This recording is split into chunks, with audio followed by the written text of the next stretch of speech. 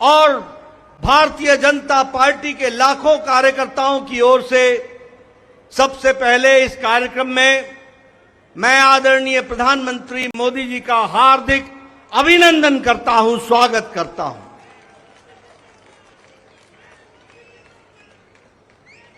हमें सबको स्मरण है कि चाहे चुनाव की बेला हो, चाहे देश को नेतृत्व करने की बात हो और देश को समस्याओं से निकालने का, अब जिसे हम कहते हैं कि आपदा को अवसर में बदलने में आदरणीय प्रधानमंत्री मोदी जी ने हमेशा देश को, पार्टी को, देश की जनता को फ्रंट से लीड किया है। ऐसे हमारे यशस्वी प्रधानमंत्री जी का मैं अभिनंदन करता हूं, स्वागत करता हूं।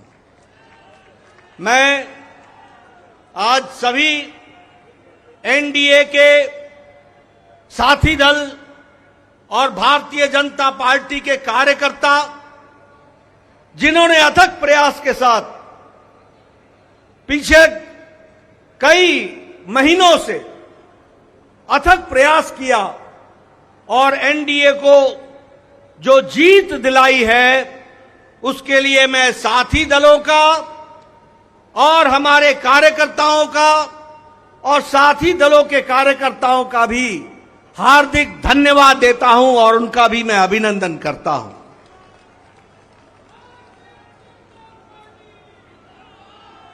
मैं भारतीय जनता पार्टी की ओर से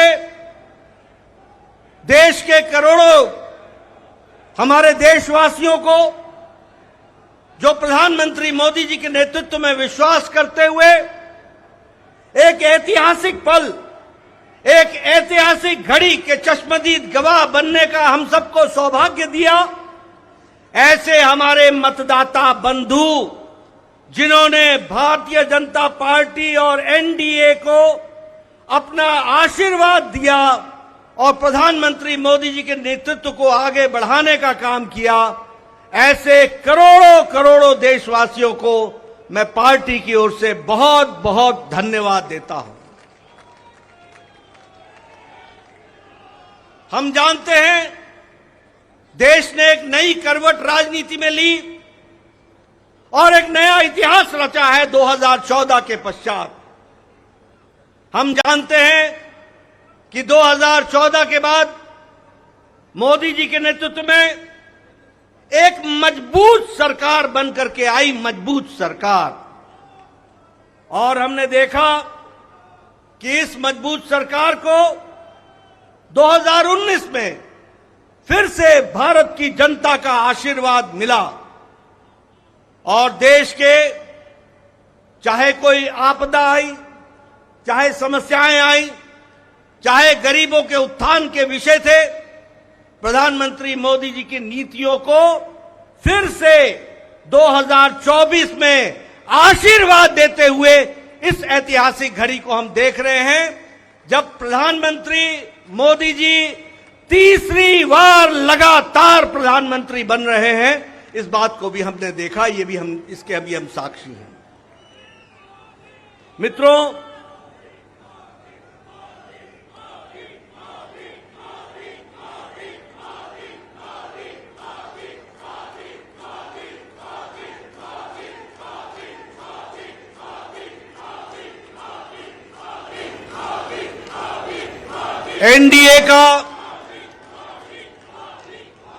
एनडीए का गठन के पश्चात ये कोई भी गठबंधन पहली बार भारत के राजनीति में तीसरी बार लगातार प्रधानमंत्री मोदी जी के नेतृत्व में सरकार बनाने जा रही है और हम सब लोग खुशनसीब हैं कि हम उस ऐतिहासिक घड़ी के पल के चश्मदीद गवाह भी होंगे और साथ ही साथ उस पल को हम सब लोगों को देखने का सौभाग्य मिल रहा है।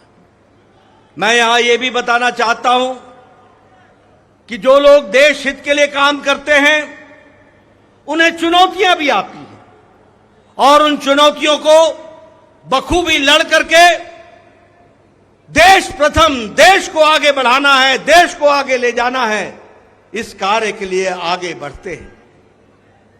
लेकिन कुछ लोग जिनके लिए खुद का स्वार्थ महत्वपूर्ण होता है और खुद के स्वार्थ के लिए स्वार्थपूर्ण गठबंधन करते हैं और स्वार्थपूर्ण तरीके से लोक लुभावने वायदे करके सरकार के नजदीक आना चाहते हैं, जहां ऐसे लोगों को देश की जनता सबक सिखाती है, वहीं इनका इकोसिस्टम जो देश के विकास के दृष्टि से जुड़ी हुई चीजें हैं उसको नकार देता है।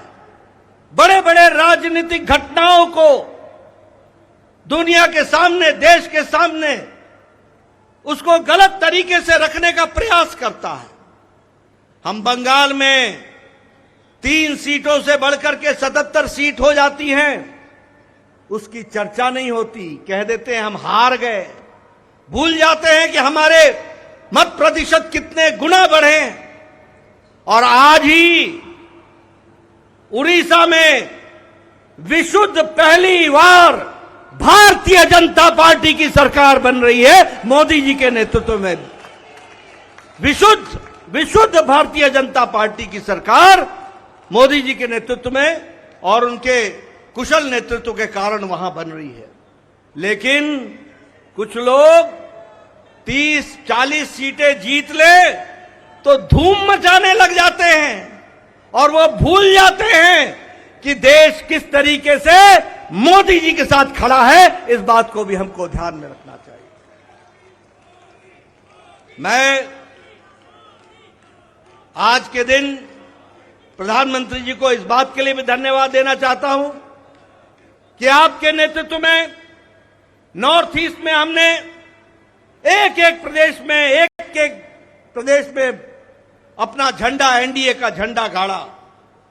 और आज मुझे खुशी होती है आपके साथ ये चर्चा करते हुए कि अरुणाचल प्रदेश में लगातार मोदी जी के नेतृत्व में तीसरी बार हमारी सरकार बन रही है, तीसरी बार सरकार बन रही है। उड़ीसा में हमने 80 सीटें जीती हैं, 40% हमारा मत प्रतिशत रहा है और उसी तरीके से लोकसभा में भी एक तरफा फैसला लोगों ने भारतीय जनता पार्टी और एनडीए के पक्ष में दिया है।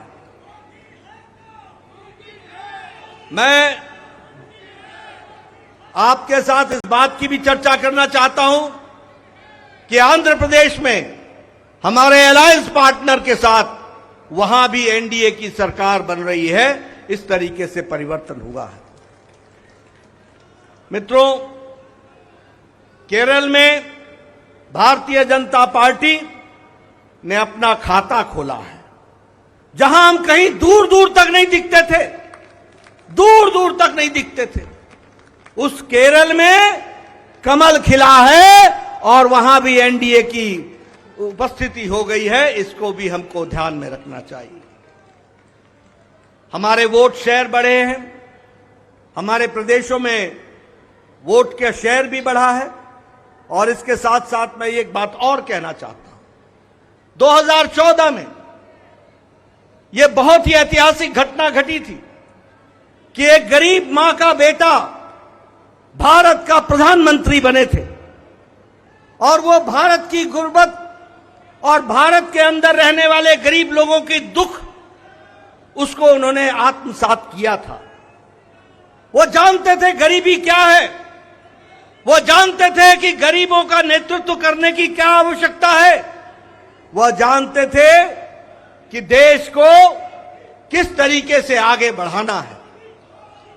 और मुझे याद है कि 2014 में जब एनडीए की सरकार बनी तो आपने उस समय कहा था, मेरी सरकार गांव को, गरीब को, वंचित को, पीड़ित को, शोषित को, दलित को, महिला को, युवा को, किसान को समर्पित रहेगी और उनके विकास के लिए हम काम करेंगे। आज हम गौरव के साथ कह सकते हैं कि आज आयुष्मान भारत में 50 करोड़ लोगों को दुनिया का सबसे बड़ा हेल्थ कवरेज मिल रहा है और उनकी चिंता हुई है तो आदरणीय प्रधानमंत्री मोदी जी के नेतृत्व में हुई है। और आगे 30 में इस देश का कोई भी नागरिक जो 70 साल से ऊपर का होगा उसको भी आयुष्मान भारत का कार्यक्रम से जोड़ा जाएगा। इस बात को हमको ध्यान रखना। उसी तरीके से चाहे बहनों को गैस का चूल्हा पहुंचाना हो, गैस का सिलेंडर पहुंचाना हो, हर घर नल, हर घर जल, इसकी व्यवस्था करनी हो, हमारे भाइयों को बहनों को बैंक से जोड़ना हो, ये सारे काम प्रधानमंत्री मोदी जी के नेतृत्व में हुई और गरीब की चिंता की गई, गरीब की चिंता की गई। मैं यहां यह भी कहना चाहूंगा कि जब प्रधानमंत्री जी ने 2014 में बागडोर संभाली थी तो भारत की अर्थव्यवस्था लड़खड़ा रही थी। भारत की अर्थव्यवस्था के साथ साथ बैंकिंग व्यवस्था ये बिल्कुल लड़खड़ाई हुई थी, एक तरीके से ढह गई थी। और भारत देश की अर्थव्यवस्था के साथ साथ बैंकिंग व्यवस्था जब लड़खड़ाई तो दुनिया में भी हमारी अर्थव्यवस्था की ताकत कम हुई। लेकिन प्रधानमंत्री मोदी जी के नेतृत्व में बैंकिंग व्यवस्था को मजबूती दी गई, अर्थव्यवस्था को मजबूती दी गई और बैंकिंग व्यवस्था के बारे में दुनिया ने भी सराहा कि आज भारत एक मजबूत बैंकिंग सिस्टम के साथ खड़ा है। और सबसे बड़ी बात यह है कि 2014 में हम 11वें नंबर की अर्थव्यवस्था थे, 11वें नंबर की। आज हम मोदी जी के नेतृत्व में सुदृढ़ तरीके से 5वें नंबर की अर्थव्यवस्था है। और मोदी 30 में तीसरी बार प्रधानमंत्री बन रहे हैं। भारत की अर्थव्यवस्था तीसरे नंबर की होने जा रही है, इसको भी हमको ध्यान में रखना चाहिए। प्रधानमंत्री मोदी जी के नेतृत्व में गांवों को मजबूती मिली, गरीबों को ताकत मिली, दलितों को सम्मान मिला, युवाओं की आशाएं और आकांक्षाओं को पूरा किया, महिलाओं को सम्मान दिया और किसानों को मुख्य धारा में लाने का काम किया और वंचित पीड़ित लोगों को विश्वास के साथ आगे बढ़ाने का काम किया। यह 10 साल का परिवर्तन हम सब लोगों को देखने को मिला है। मैं यहां यह भी कहना चाहता हूं कि विपक्ष नकारात्मक सोच, नेगेटिव सोच के साथ काम करता रहा। कोई भी सकारात्मक 10 साल में कोई भी सकारात्मक योगदान विपक्ष का नहीं रहा है। और मैं तो यह भी कहूंगा कि अभी भी उनको गुमान है, अभिमान है कि देश में एक ही परिवार राज करने लायक है। यानी रस्सी आपने बारंबार जलाई, रस्सी जल गई पर बल नहीं गया, इस तरीके का इनका व्यवहार रहा है। मैं यहां यह भी कहना चाहता हूं, चुनाव के दौरान इन्होंने झूठ फैलाया, इन्होंने फेक वीडियोस निकाले, जनता को बरगलाने का काम किया, गुमराह करने का काम किया, जनता को एक तरीके से झूठ बोल करके वास्तविकता से दूर रखने में कोई कसर नहीं छोड़ी। और सबसे बड़ी बात यह है कि इन्होंने चुनाव में प्रजातांत्रिक मर्यादाओं को भी ताक पर रखा। प्रधानमंत्री मोदी जी के लिए अपशब्द कहे, गालियां दी, एक बार नहीं अनेकों बार। ये विपक्ष का बौखलाहट बोलता है, ये विपक्ष की खिसियाहट बोलती है, ये विपक्ष का बारंबार हार देखने के कारण ये नतीजा हम सबको देखने को मिलता है। और ये अवसरवादी गठबंधन यह जिस तरीके से काम करता रहा है, लोगों ने इसको बारंबार खारिज किया है और 2024 में भी इनको खारिज किया, यह भी हम सबको मालूम है। ये तीसरी बार हार का सामना कर रहे हैं और उसके कारण ये बौखला गए हैं। मेरी इनको सलाह है कि आप अब अपना आत्मनिरीक्षण कीजिए, सेल्फ इंट्रोस्पेक्शन कीजिए।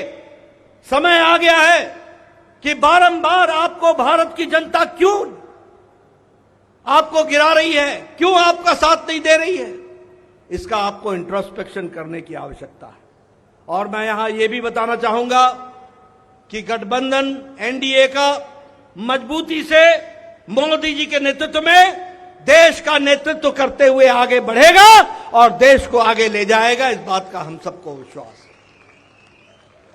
मैं यहां प्रधानमंत्री मोदी जी और आपके बीच में ज्यादा समय नहीं रहूंगा, लेकिन प्रधानमंत्री जी आपको मैं विश्वास दिलाना चाहता हूं कि एनडीए का एक एक कार्यकर्ता, हमारी पार्टी का एक एक कार्यकर्ता, जो आप हर पल, हर घड़ी, हर दिन, हर महीने, हर वर्ष पूरी ताकत के साथ देश की सेवा में जुटे हैं, मैं आपको विश्वास दिलाता हूं कि आपके नेतृत्व में एनडीए का एक एक कार्यकर्ता भारत को सामर्थ्यवान बनाने के लिए, सक्षम बनाने के लिए, आत्मनिर्भर बनाने के लिए, समृद्ध बनाने के लिए कोई कसर नहीं छोड़ेगा और आपके नेतृत्व में उसको हम सपना को पूरा करेंगे और हम विकसित भारत की ओर आगे बढ़ेंगे।